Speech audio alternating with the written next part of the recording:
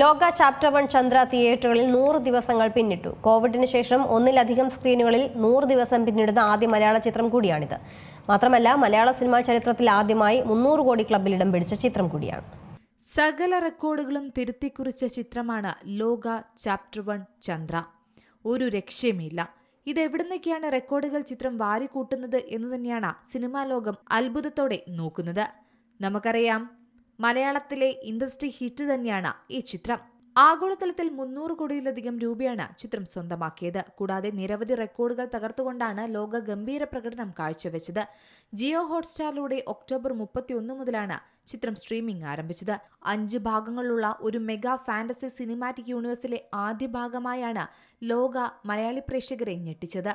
ചന്തു സലീം കുമാർ, അരുൺ കുര്യൻ, ശരത് സഭ, നിഷാന്ത് സാഗർ, വിജയരാഘവൻ എന്നിവരും ചിത്രത്തിൽ നിർണായക വേഷങ്ങളിലെത്തി.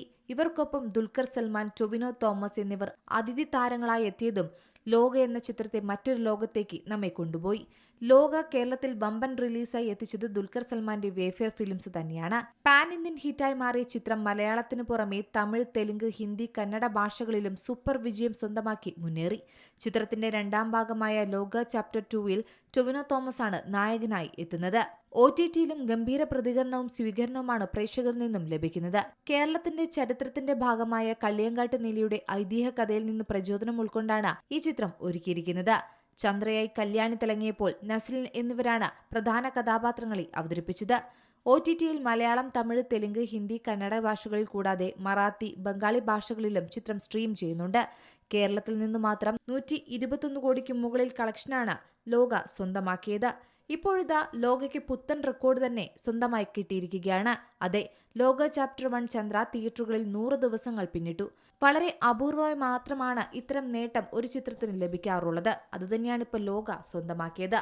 ഇൻഡസ്ട്രി ഹിറ്റായി മാറിയ ചിത്രം കേരളത്തിലെ PVR മൾട്ടിപ്ലക്സ് സ്ക്രീനുകളിലാണ് 100 ദിവസം പിന്നിട്ടത്.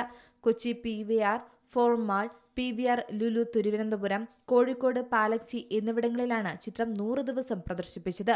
കോവിഡ് കാലഘട്ടത്തിന് ശേഷം ഒന്നിലധികം സ്ക്രീനുകളിൽ 100 ദിവസം പിന്നിടുന്ന ആദ്യ മലയാള ചിത്രം കൂടിയാണ് ലോക. Entertainment desk, C Malayalam news. ഏറ്റവും പുതിയ വാർത്തകളും വിശേഷങ്ങളും വിരൽ തുമ്പിലറിയാൻ സി മലയാളം ന്യൂസ് എല്ലാ ഡിജിറ്റൽ പ്ലാറ്റ്ഫോമുകളിലും ലഭ്യം.